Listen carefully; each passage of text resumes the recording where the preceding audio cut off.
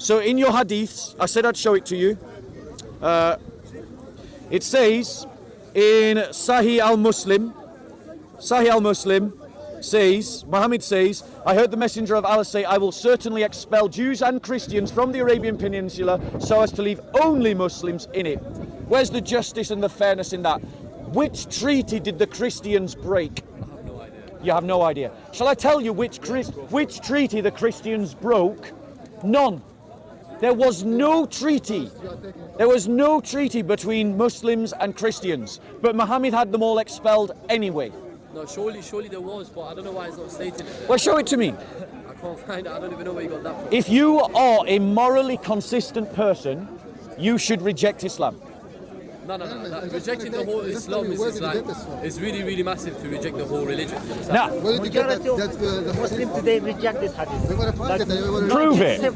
Prove it. Like my friend here, he was a Christian. Prove it. He converted to Islam. I spoke to a Muslim who became a Christian just last week. Sahih Muslim and Bukhari clearly record that Muhammad not only owned slaves, but also sold them, including black slaves. In Sahih Bukhari 22:27, it is recorded that Muhammad sold 2 black slaves in exchange for 1 slave. This was a human transaction, not out of emergency, not under coercion, but as a practice fully accepted and carried out by their prophet. And when this fact is brought to the attention of some modern Muslims, they often try to dismiss it. They will say, that was the context of the time. But isn't it curious? Muhammad is claimed to be the perfect example for all times. Isn't every action of Muhammad considered sunnah, an ideal model to be followed until the day of judgment? So if Muhammad sold slaves, then by that logic, such a practice is something that can be emulated if one is truly following his example literally.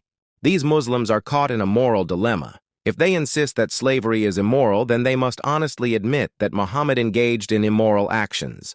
But if they continue to maintain that Muhammad was perfect and blameless, then they must accept the uncomfortable reality that slave trading is part of Islam's moral framework. Both cannot be true. Truth demands consistency. You know, and I spoke to a Christian. I spoke to a Christian who was from a Muslim background just last week. So at the end of the day, if your religion is teaching things that you condemn, you should condemn your religion. Do you believe in taking and owning people as slaves? Now notice how he told him what to say. He told him what to say. You have a conscience, bro. Do you condemn taking people as slaves? No, you don't.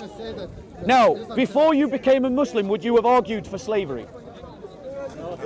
No, you wouldn't. So in other words, Islam has led you to believe that owning people as slaves is a good thing. No, How is that? Oh, so you condemn owning people as slaves?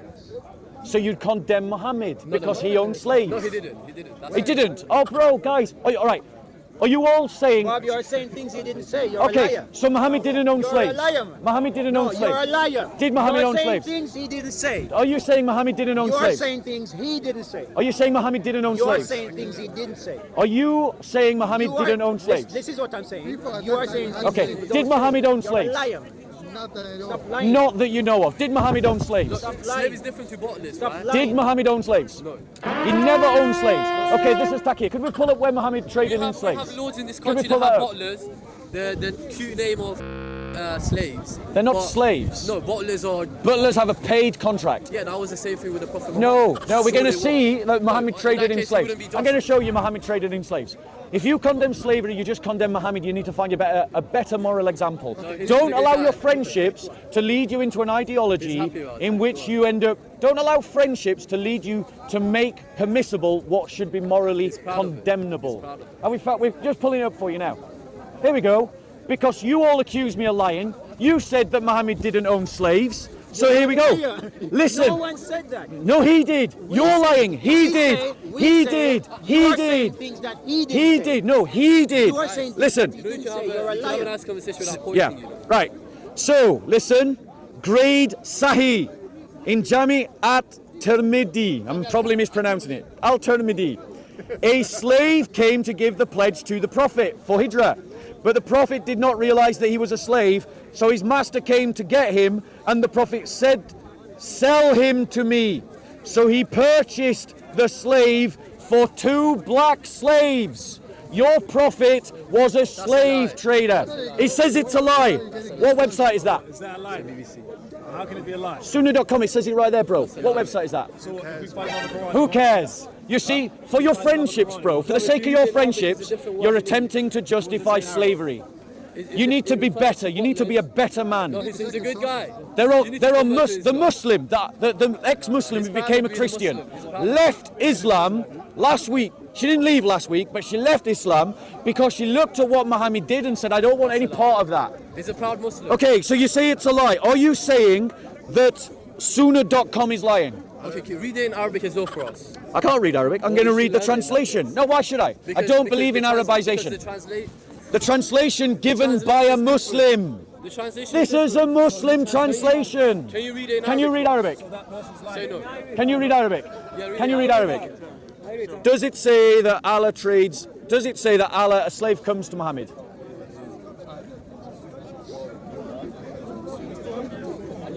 And does it say Muhammad said, let me buy the slave? Can you read Arabic? it's a lot of things. Can you read Arabic? A little bit, yeah. Can you read Arabic? So does it say that a slave comes to Muhammad? Sahih Muslim records an important incident. A slave came to Muhammad and pledged allegiance to him for migration. At that time, Muhammad did not know that the man was a slave. Then the slave's master came and demanded him back. What was Muhammad's reaction? In the Arabic text, Muhammad said, "Binihi," which literally means, "Sell him to me." This word comes from the Arabic root ba', meaning to sell.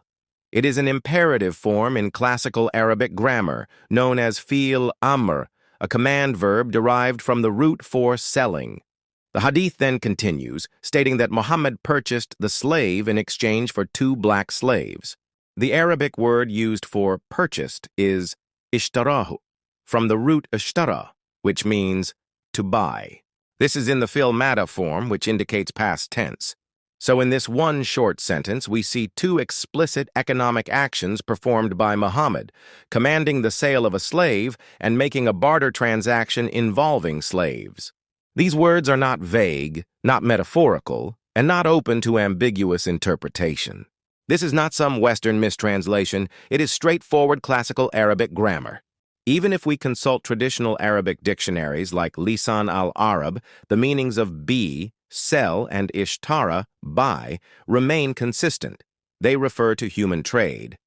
So when modern Muslims today try to reject this reality by saying that's just the English translation, they are only deceiving themselves. They are not denying it because they don't understand. They are denying it because they don't want to face the uncomfortable truth. They are confronted with the painful reality that the prophet they glorify was directly involved in a practice they themselves now call immoral. Therefore, the claim that you only read the English version collapses completely when the Arabic text itself speaks louder and clearer. And this is where the deepest dilemma lies. If you want to be consistent with the authentic Islamic texts and their Arabic language, then you must have the courage to admit that Muhammad was directly engaged in the practice of buying and selling human beings.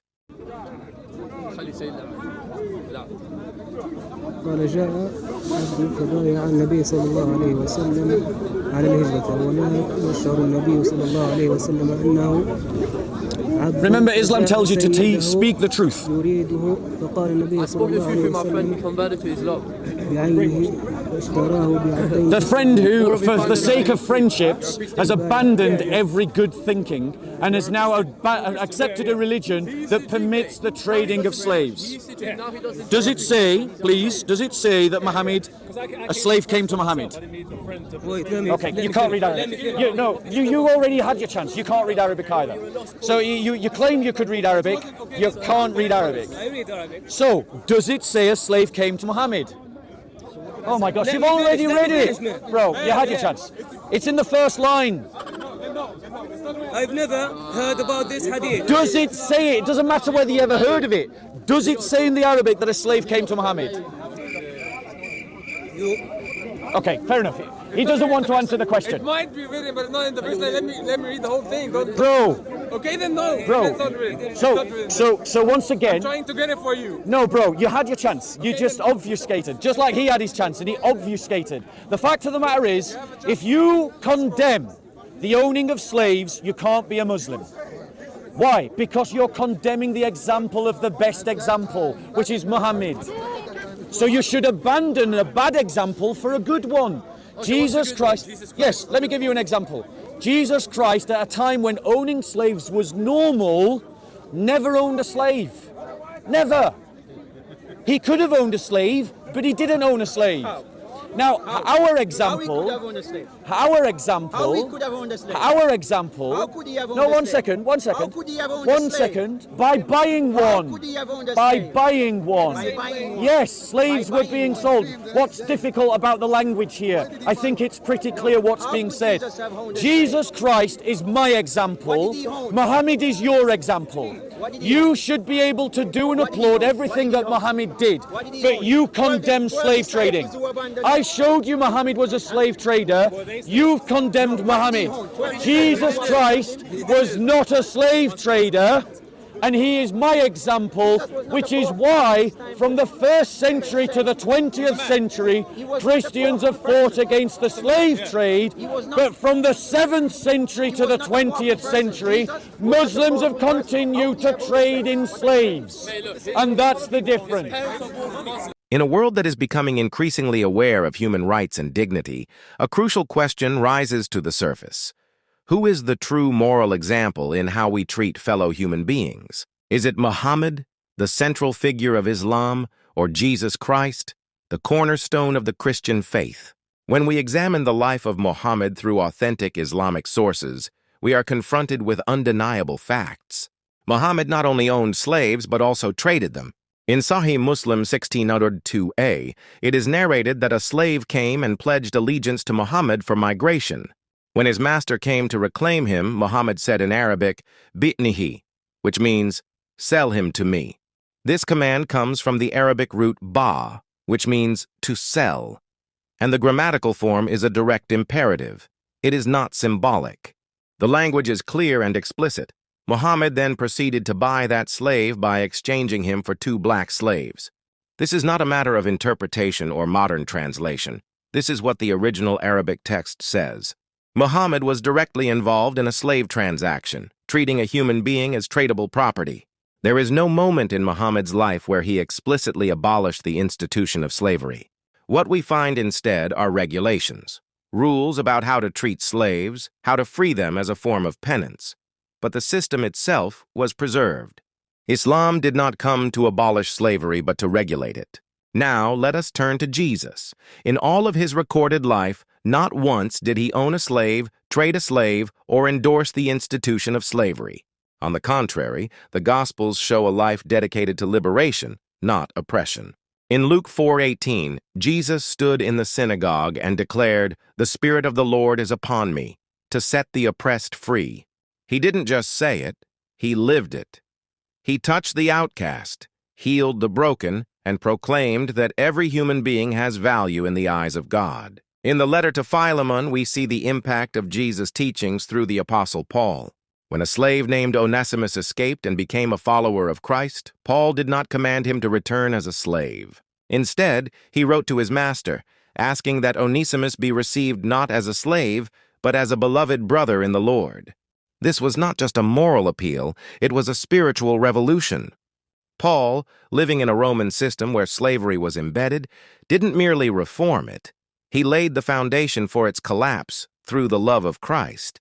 And here lies the sharpest contrast. Muhammad preserved the slave system. Jesus dismantled it at its roots. Muhammad traded human beings. Jesus called each person a child. Muhammad accepted slavery as part of his society. Jesus shattered those walls and declared, "You are no longer a slave, but a son." That's not just a quote. It's a promise found in Galatians 4:7. So you are no longer a slave, but a son, and if a son, then an heir through God. If you want to know who the true moral example is and how we should treat one another, look at the fruit of their lives. Muhammad offered a system that allowed people to be bought and sold. Jesus came to set people free and to restore their God-given dignity. Muhammad exchanged slaves for slaves. Jesus gave his own life to redeem every soul, even those enslaved by the world. And if you follow Jesus, you no longer live in chains. You are no longer a slave, you are a child with rights, with honor, with a heavenly inheritance. Follow Jesus, and you will truly be free.